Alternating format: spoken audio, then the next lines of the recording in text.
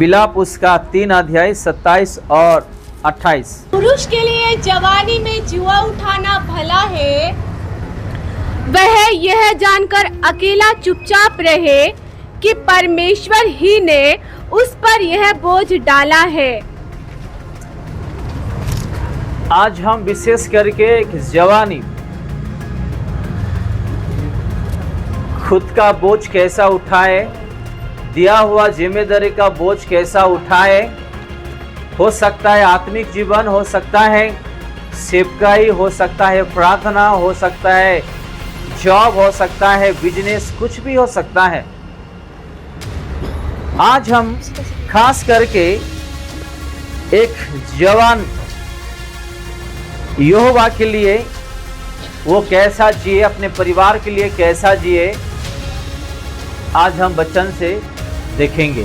हम अपना जवानी समय में कैसा जी रहे थे और कैसा अपना परिवार का जिम्मेदारी उठाए हैं, ये भी हम थोड़ा याद करेंगे।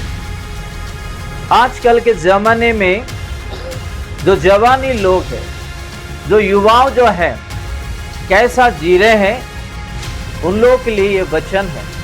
और हम भी ये दिन था जो जवानी में जी रहे थे, उस दिन को भी याद करेंगे। प्रभु ने एक जिम्मेदारी दिया है। हो सकता है कि उसका घर में कुछ कमी है, जो प्रभु उसको एक जिम्मेदारी दिया है कि उसका परिवार को अच्छा से चला पाए। हो सकता है प्रभु उसको एक सेवा दिया है, हो सकता है उसको आत्मिक जीवन में आगे बढ़ने के लिए एक जिम्मेदारी दिया है।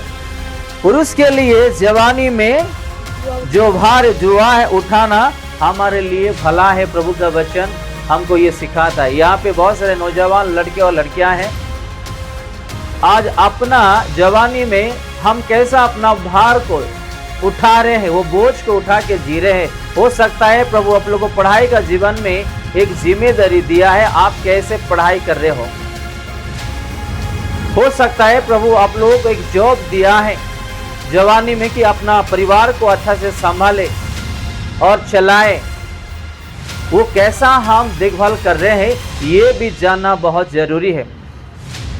आजकल का नौजवान लोग जो है माँ बाप का ख्याल नहीं रखते हैं और खुद का भी ख्याल नहीं रखते हैं। पढ़ाई में जो जिम्मेदारी मिला है वो भी ध्यान नहीं देते हैं, ऐसा जी रहे हैं। आज हम खास करके युवाओं लोगों के लिए हम वचन देख रहे हैं कि एक युवाओं को कैसा जीना है, प्रभु का वचनों से कैसा चलना है, दिया हुआ जिम्मेदारी को कैसा उठाना है, उस बोझ को वो जानना बहुत जरूरी है। मैं भी जवानी में ऐसा था, मेरे माता पिता का एक इच्छा था कि मैं एक सरकार का नौकरी कर सकूं अच्छा पढ़ाई करके। लेकिन मैं जब स्कूल से आता था,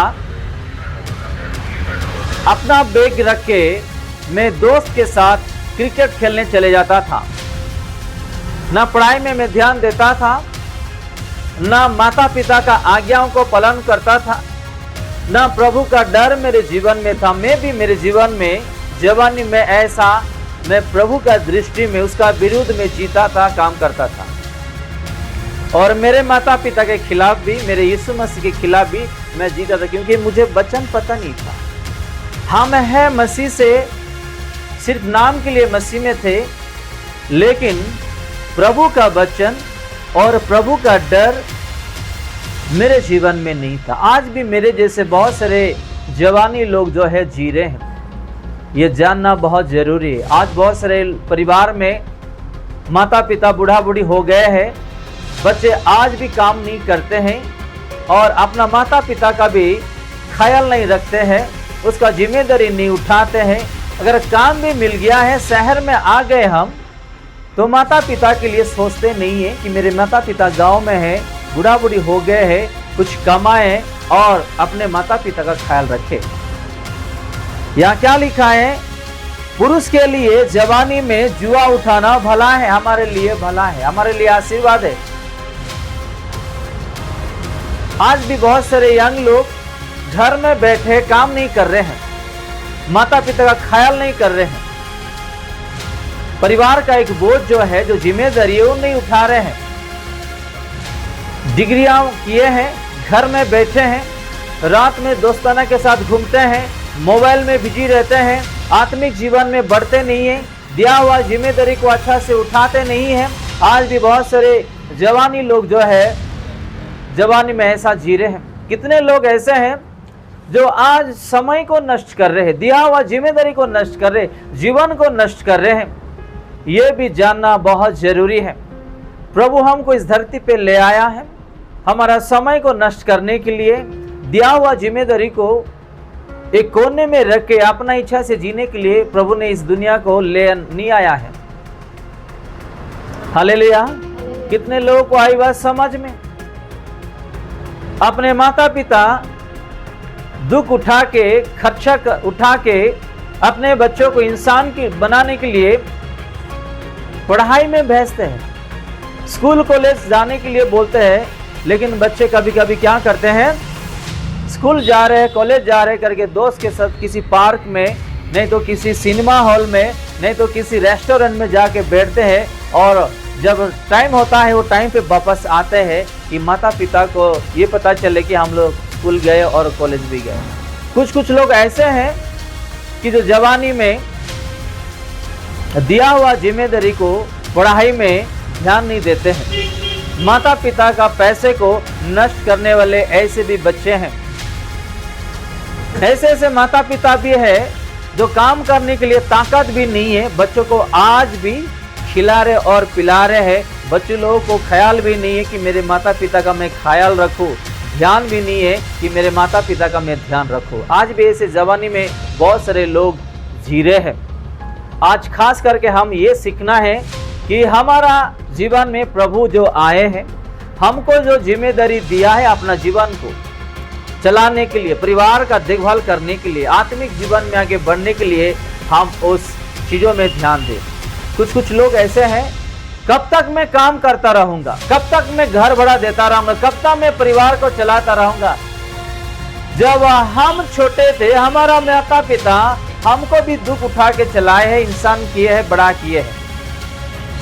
आज कुछ जिम्मेदारी आया है बोझ उठाने का परिवार के लिए, तो आज हम पीछे हट जाते हैं, दुख हो जाते हैं, कष्ट हो जाते हैं कि मैं कब तक ऐसा काम करता रहूंगा, परिवार को चलाता रहूंगा, कब तक मैं पढ़ाई करूंगा, कब तक मैं ऐसा करते रहूंगा। इस धरती पर जब तक हम जीवित हैं तब तक हमारे जीवन में दिया हुआ जिम्मेदारी को अच्छी तरह निभाना और उस जीवन को अच्छा से चलाना हमारा जिम्मेदारी है। हालेलुया। आज एक पति अपना पत्नी का अच्छा जिम्मेदारी उठा नहीं पा रहा है। एक पत्नी एक पति का, एक परिवार का अच्छा जिम्मेदारी उठा नहीं पा रहा है, क्योंकि प्रभु का वचन से हम नहीं चलते, नहीं जीते हैं। बच्चे बोलते हैं माता पिता को, मेरे पिताजी मुझे ये चाहिए, माताजी मुझे ये चाहिए। हम कभी कभी चिढ़ हो जाते हैं उस चीजों के लिए। प्रभु ने एक बोझ हमको दिया है, एक परिवार दिया, एक बच्चे दिए हैं, एक काम दिया है, एक सेवा दिया है, एक जिम्मेदारी दिया है। दिल से होनी चाहिए, अपना दिल से करना चाहिए, ताकि प्रभु हमको आशीष दे। प्रभु इस धरती पे आए थे, यीशु मसीह किसके लिए आए थे? हमारे लिए आए थे। इस दुनिया में ऐसा कोई प्रभु नहीं आया जो एक पापी इंसान के लिए अपना जीवन दे दे। हालेलुया। आज हम यीशु को याद करते हैं। इस जवानी में वो भी क्या क्या किए थे। छोटा उम्र से ही वो प्रचार कर रहे थे, लोगों को सुसमाचार सुना रहे थे,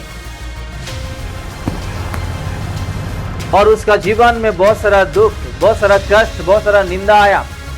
अपने लिए, अपने खातिर उन्होंने सह लिया, ताकि हम नया जीवन पाए, उद्धार पाए और पापों से हम छुटकारा पाए।